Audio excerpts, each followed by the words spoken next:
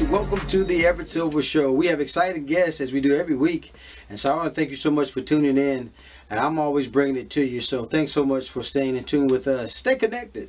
You're watching the Everett Silver David, Show. Dr. Coleman, thank you guys so much for doing the show. Well, folks, my guest is with us, producer, recording artist, and also motivational speaker. David Rush is a busy guy now, having worked on projects with Pitbull and even touring with him and as his opening act. But he's also working to educate people about the potential serious medical condition that caused him to go into kidney failure when he was just in high school. Now, Rush joins us now to talk about his career and what it's like living with chronic kidney disease and the gaps in the care and the black and minority communities. And so also joining him is nephrologist Dr. Jessica Coleman. So again, guys, welcome to the show. David, I'll start with you, man. First of all, it's a pleasure to have you on the show. And can you tell us more about the latest news surrounding your music career? It's an honor to be here. Thank you for having us. Music is doing well. You know, being locked in for about a year now, just been working on a lot of music, working with a lot of different artists, collaborating as much as I can, staying creative. You know, it's kind of a therapy for me to be able to be creative. So that's what I've been doing. And feel free to check my music out on any streaming platform that you can. Just type in David Rush, and I'll be there. Keep you guys moving. Man, I'm excited to do it. And then can you tell us more about your experience, David, with chronic kidney disease? In part. I developed chronic kidney disease in high school. I was getting a physical done just for football my sophomore year in high school and realized there was too much protein in my urine. So I was sent to a specialist where I was diagnosed with acute renal failure. My kidneys were failing. I had no knowledge of this. Of course, I'm young. You think you're invisible at those ages. So I just didn't really know what to expect from that point. Gradually, it began to get a little worse after I graduated college. Around 24, 25 years old, I was diagnosed with stage 4 renal failure. Started dialysis at that point. I did get a transplant in 2010, which lasted to 2017. I'm currently back on dialysis now at home, but I'm doing fine. And, you know, it's just part of my journey. It's part of my story. And I'm just making the best of it and trying to provide the knowledge to others to continue to move forward and live the best life they can. Man, that's what's up. And then, David, can you currently, you're involved in regarding educating people. What you want them to know? Man, you know, the education is vital. Education is power. As you know, knowledge is power. And we're trying to give you that knowledge. I teamed up with AstraZeneca. You can check us out at unfilteredkidneyconversations.com. It's a website where we can start to bridge the gap between patient and doctor, having this conversation unfiltered about CKD, kidney disease, dialysis, just a discussion to let these patients know, these warriors know that we're not alone in this. This is something that opens up for everyone to come and discuss and talk, and we want to give people the opportunity to do so. Again, visit me there. I'll be there, unfilteredkidneyconversations.com. Looking forward to hearing the feedback from everyone, patients and non-patients. And Dr. Coleman, we got to just appreciate what David is doing to kind of team up and educate folks. But can you tell us more about the impact, though, of chronic kidney disease, and especially among Black Americans? Absolutely. Well, and pairing and partnering up with patients like David is so critical, because getting the education out there is what we're all about today. We know that there's such a disproportionate rate of African Americans, Black community, as well as minority community on dialysis or requiring kidney transplantation and kidney failure, 3.5 times more likely, unfortunately, to develop end-stage kidney disease requiring dialysis from chronic kidney disease. And so getting that education out there, getting that awareness up is really what we're here and what we're trying to accomplish today. Now, Dr. Coleman, tell us what are some of the most important issues surrounding chronic kidney disease, and you'd like people to know about it? Absolutely. Really my take-home point today and what I'd like people to know is this is a spectrum of diseases. When we talk about kidney disease, we're not just talking about kidneys. We're actually talking about a variety of diseases within the body. We're talking about anemia or having a low blood count. We're talking about hyperkalemia, having a high potassium level. We're talking about a variety of things that don't really seem to interconnect, but unfortunately do. And so oftentimes it's difficult to know where to start, and it's difficult to know really if you're having symptoms if they're attributable to the kidney disease. And so that unfilteredkidneyconversations.com has a great discussion guide, a great starting block for patients who maybe don't know exactly where to start the conversation with their doctor. That provides them the opportunity to kind of have, again, a little bit of a pathway so it's not quite so intimidating. It's just so much information, Dr. Coleman, I guess, to gather, and we got to get the information out. Is there any last minute things you want to say? And we got to find out where we need to go for information. Yes, sir. And again, I appreciate the opportunity. I'm going to direct you straight back to that unfilteredkidneyconversations.com website. It has a lot of great resources for patients, for caregivers, and like I say, to get that ball rolling and that bridge begun to be built between the doctors and patients. And again, what a privilege and honor to have producer, recording artist, and motivational speaker David Rush, who's getting the word out, as well as nephrologist Dr. Jessica Coleman. Guys, thanks so much. And David, we got to get it out, man. As you said, knowledge is power. Yes, it is. Thank you so much for having us, man. And be proactive in your health. Make sure you take care of yourselves. And God bless. Thank you for having us, man. Man, it's a pleasure. Thank y'all so much. Have a good one. You too. Thank you. Thank you. Well, guys, thanks so much for tuning into the Everett Silver Show. Stay tuned. Don't turn that dial because we got more exciting guests right here on the Everett Silver Show. Be back in a moment. Thank you for this food and for your presence in all of our lives. Thanks to them evil producers on that show called Basketball Exes. Thank you for the real estate blessings you bestow upon Veronica despite her constant fornication. I pray for a short prison sentence for Vince once he get arrested for whatever the hell he's doing. And Dion and Lane, I pray that their private parts never meet again. Amen. Amen. So everybody's been hustling. I mean, before that, shutdowns and quarantine and everything in between has kept the gang from being gang. When did his jewelry turn from cubic zirconia to real ice? Let's go! My lovely. Go ahead, take it. Bottles. Yo, you need some money? Here's some money. You need money? I'm fine. The job hunt is going well. We really just need someone with a bit more someone else. Man, it's gonna be like the Black Hangover. We can win free shots if you can hit the ball when she pitches it. Here, take this mouthpiece. I heard people losing teeth. If I feel anything, a breeze, a hot flash, lightheadedness, I'm coming for you. Nope. Within the next year, you will have a child. It's really good to see you. What are you doing here? What, no love for daddy? They cut the cameras. You can drop the act. All I care about is getting you back. Forgiveness is the first step to opening the road to trust. What do you want, Ken? I want the one that got away. You think you can just make a decision like this and I just hop on board? Work is going well, Billie friggin' Eilish. but you are not exactly happy. You want more. What's up now? I'm a free spirit, and I'm celibate. Check, please.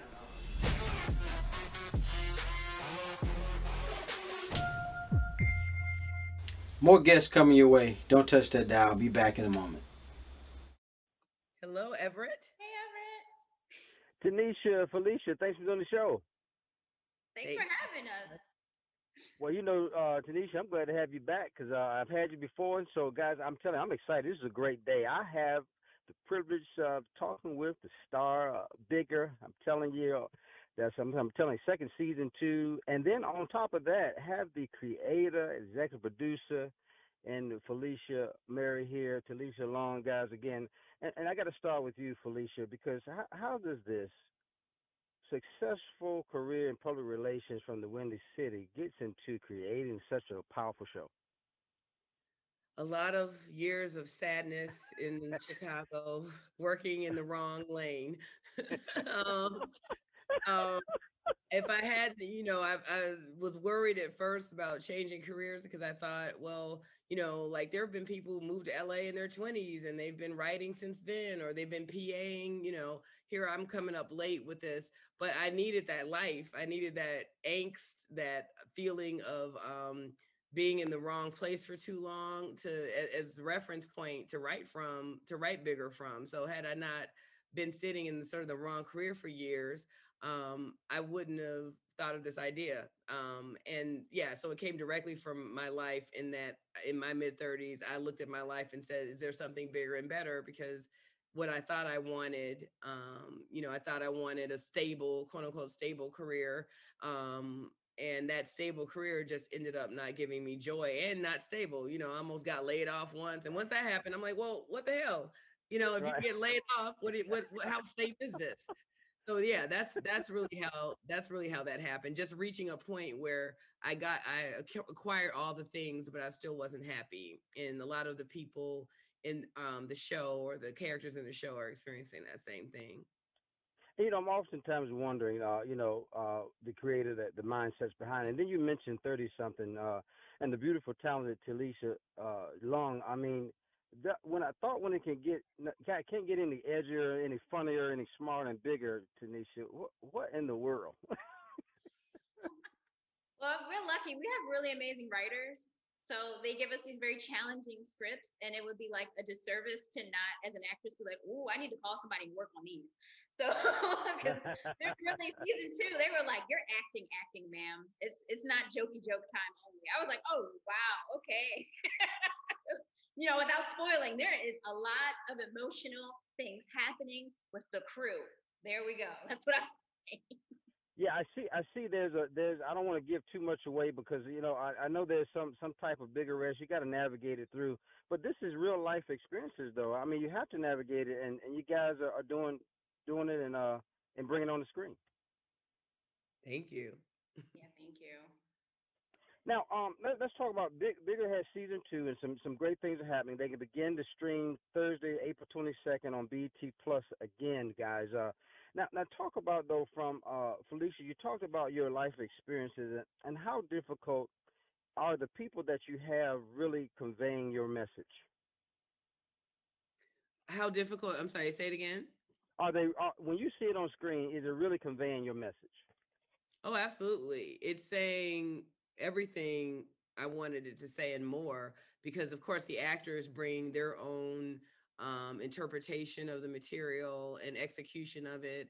And so sometimes it just ends up being more layered than I even thought that it was even intended to be, which is great when that happens. So yeah, it's doing all the things, and the responses make me know that it's doing even more than I could hope for, meaning inspiring people, not only because people love good television, but making people look at their own lives, or making people at this age, at this life stage, feel seen.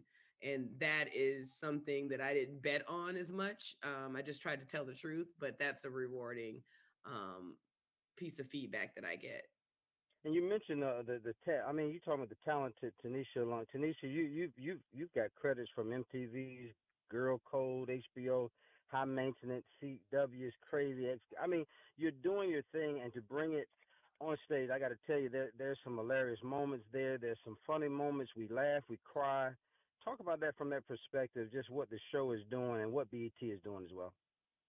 Oh, first of all, that's all very flattering of you to say, because let me tell you, I'm an actress, and it's always like, I'm not doing anything. Give me more jobs. So thank you very much for saying that. I'm so glad you're enjoying the show and Lane's character and the ensemble and everything. I think it's just like an honor to get to be a part of a show like this. I mean, to what Felischa was saying about feeling seen, me, myself, I felt seen when I read the script, because I don't ever get to see a ton of little weird Black girls going around making bad mistakes and not being beat up or shot by someone when they do it on TV. Like, to just see a lighthearted group of Black friends like getting into misadventures in their life, like, it feels so whimsical, and it shouldn't. It should just be commonplace, like when you see any show. So for me, it's just honestly like really an honor to get to do something like this, and to get to do it for 2 seasons is like beyond. It's a dream. And then exactly. And then Tanisha, talk about, just, I know we got to go, but you talk about navigating love, though, and friendships and career. I mean, it's just, is it overwhelming? Do you think friendships are like they used to be? Because the world is just evolving, and is love really here with us? Love is here. If you come as yourself and you don't get caught up in everything else that's happening, I think social media has really created an opportunity for you to be like 5 or 6 different people. When really maybe we need to go to therapy and stop logging into those things so much. Like Right. me personally, I try to like make sure I stay connected to the people that make me feel great and the people that I'm close to, and all that other stuff is extra, and I do it when I can, and if not, I don't need it. Like it's just not something that feeds me. So there is a lot going on in the world, but there are still ways to stay connected and find love, and at the core of that is just you being true to yourself and who you are. Well, again, guys, such a pleasure to have Felischa. Just, I'm telling you, much success to you because the show is blowing up. And again, to have the creator, the executive producer, and also showrunner in Felischa Marye, also the wonderful, talented Tanisha Long has been with us, guys. Make sure you tune in or stream live on BT Plus. Bigger is, I'm telling you, returning with a vengeance, more funnier, more smarter, more bigger. And guys, thanks so much for doing the show. Thank you so much. More guests coming your way. Don't touch that dial. I'll be back in a moment. Hey, Larry. Hey, Everett, where are you? Hey, man, I'm right here, buddy. Thanks for doing the show, man. What a privilege to have you. Well, I'm delighted to be here, but what city are you in? I'm trying to imagine all these different cities. Oh, man, we're in the Raleigh market, Raleigh, North Carolina market. Yes, sir. Glad to have you. North Carolina, man. You know my buddy, Satana DeBerry. Absolutely. Of where is she? Durham? I think she's Durham, right? Okay, anyway. Yeah. Well, folks, what a privilege and honor to have. PBS's Emmy Award-winning documentary anthology series, Independent Lens, premieres a groundbreaking 8-part docuseries. It kind of takes the viewers into the office of Philadelphia District Attorney Larry Krasner and his team. They're looking to kind of work to shake things up and make change, which he's already done. And so it's called Philly DA, and I have the main man, Larry Krasner. Larry, let's talk about the show, man, because you're making some changes there in the city of Philadelphia. Well, we're trying, and I'm delighted to be on your show. You got some changes happening closer to home for a lot of people in this country. 10% of the country has elected a progressive prosecutor. Satana DeBerry is just one of them. A friend of mine who got there, I guess, about a year after we got there. But there are so many prosecutors got there before us, like Kim Foxx in Chicago, or Aramis Ayala in Orlando, Marilyn Mosby in Baltimore. There's so many of these great progressive prosecutors who got there long before we did. Now, Larry, let's talk about, because, man, you've done some things. When you talk about looking at prosecuting police misconduct, brutality, rethinking the sentencing, reforming probation, parole, kind of minimizing some of the use of cash bail, even, ending pursuit of death penalty. How relevant is that today, man? We're still dealing with these issues. Well, every bit of it's relevant today. The fundamental point here is we're supposed to be the land of freedom. And we all know that there's been some wrinkles in that for some time. But when you're supposed to be the land of freedom and you are simultaneously the most incarcerated country in the world, then you're not being honest with yourself. There is something very, very serious going on. We haven't been that way forever. This is really a product of the last 40 years. It's a product of a politics of fear. It's a product of systemic racism. It's a product of stepping on the necks of the poor, of the rich getting richer while the poor get poorer. It's a big problem. I mean, if we really want to save the soul of our democracy, then we are going to have to change criminal justice reform. The really good news, though, like I said, is that all over the country, the people are electing progressive prosecutors. 10% of the United States has now elected and reelected, in many cases, progressive prosecutors, because they want the change. They want the decarceration. They want prevention instead of punishment. They want stuff to work, and that means we have to change it. Because Larry, you're not new to the game. Former public defender, civil rights attorney. Tell us, do you think when you talk about you go against sometimes the system itself, how hard is that? Just to deal with that, by itself alone. Well, let me say this: it might be helpful that I spent 30 years in courtrooms. It might be helpful that I was a public defender for 5 years at a time when people used to say, how can you defend those people? You know what they're saying now? They're saying, how can you prosecute my people?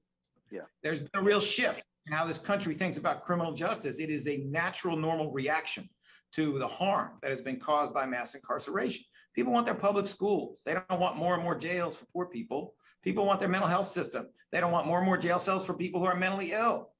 People want economic development and jobs. They don't want more and more convictions for nonviolent, non-serious offenses that will disqualify a young person for the rest of their life from getting a job, from owning a home, from being a provider, from being a taxpayer and doing everything we want them to do.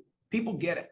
The problem we have is that a lot of the institutions don't get it yet. The outsiders get it.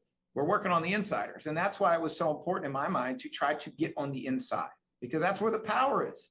You know, I represented activists a long time. I have mad love for them. You look behind me, you're going to see, you'll see a Time magazine cover that has protester as person of the year. And you're going to see pictures of Rosa Parks and Martin Luther King's mugshots when they got busted. I am all about activists, but activists are there to win. And sometimes if we're going to win, we got to go inside government and take it back and make it work for us instead of just standing outside with our signs.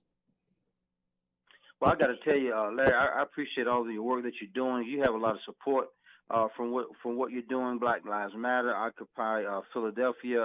You got a lot of things going on, and much success to you. Well, folks, you got to make sure you tune in to Philly DA. It premieres PBS Emmy-winning series Independent Lens this Tuesday coming up, April the 20th. And I have the star of the show, Larry Krasner, has been with us. Larry, any last-minute thing you want to say to promote Philly DA? Two things. PBS app, PBS Passport. You can also stream it there. And the people are the star of the show. I'm just a car mechanic. Thank you, Larry, so much. And you can't say any better than that, guys. Larry Krasner here, the Philly DA. And thank you so much, man. I'm just a pleasure to have you on the show. Great to talk to you. Thank you so much. More guests coming your way. Don't touch that dial. I'll be back in a moment. All right. Thank you for doing the show. Well, folks, my guest is with us. And so I guess we need to quit blaming ourselves for the truth about cellulite. And approximately 90% of American women have cellulite. And a Harris poll reveals 6% of women surveyed feel it's their fault. And so I have the wonderful privilege of talking to Dr. Michelle Henry here. And she's nationally recognized dermatologist who helps debunk cellulite myths and answer Americans' questions. So, Dr. Michelle, talk about this survey, what it reveals that women believe what may cause some of the weight gain, followed by a lack of exercise, unhealthy diet. So, where do we start with this? Yeah, so this Harris poll revealed a lot about cellulite.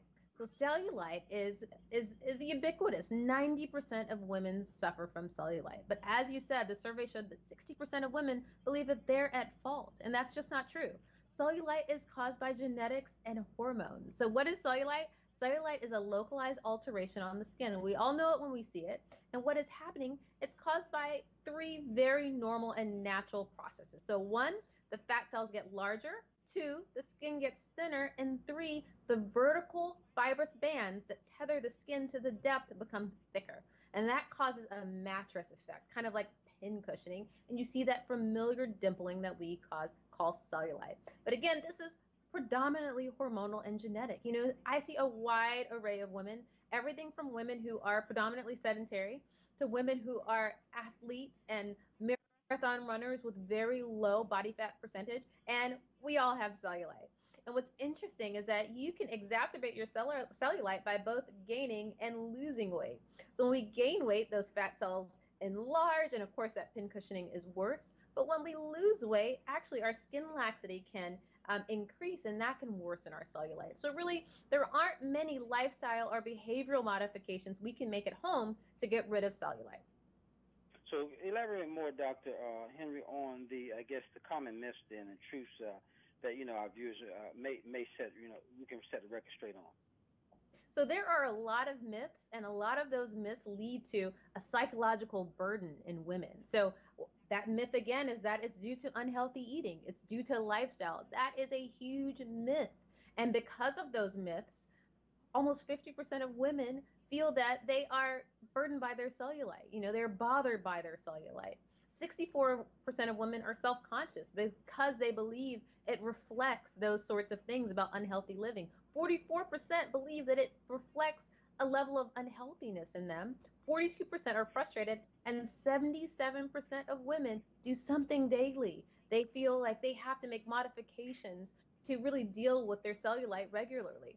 So all of those myths really lead to this psychological burden, which can affect a woman's self-esteem and affect her quality of life. Yeah, that brings me to then talk about, Dr. Henry, then the emotional impact, I guess, it has on women, and then what advice would you have for women, and how can, they boost their self-esteem? So absolutely. So as I said, there can be a huge psychological burden. And because 90% of women have this, as a dermatologist, my goal is to make patients feel as happy as they can. And if that is to empower their belief in that this is natural and healthy, and it is, and they want to keep it and they feel confident, that is absolutely it.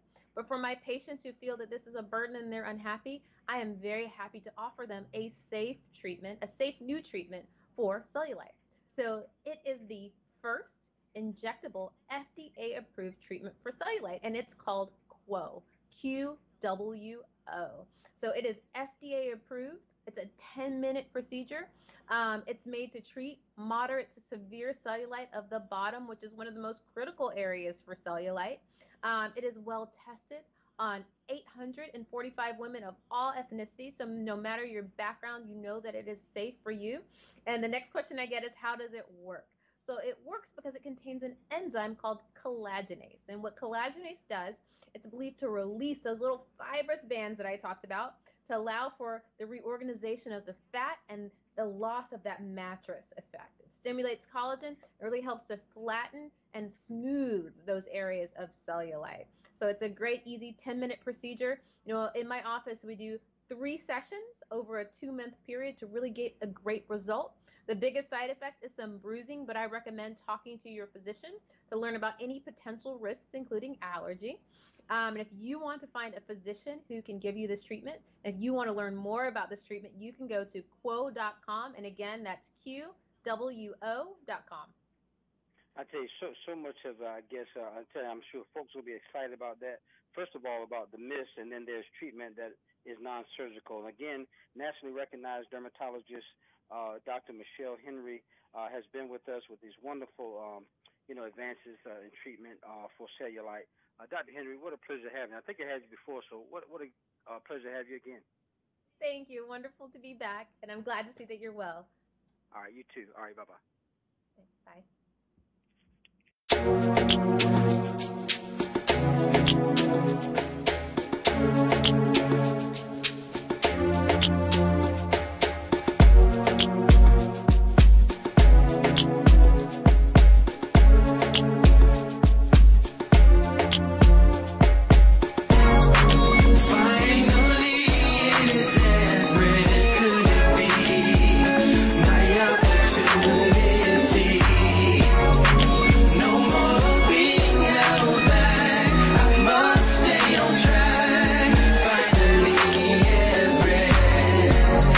Seems like forever is coming. I can't believe it's happening to me.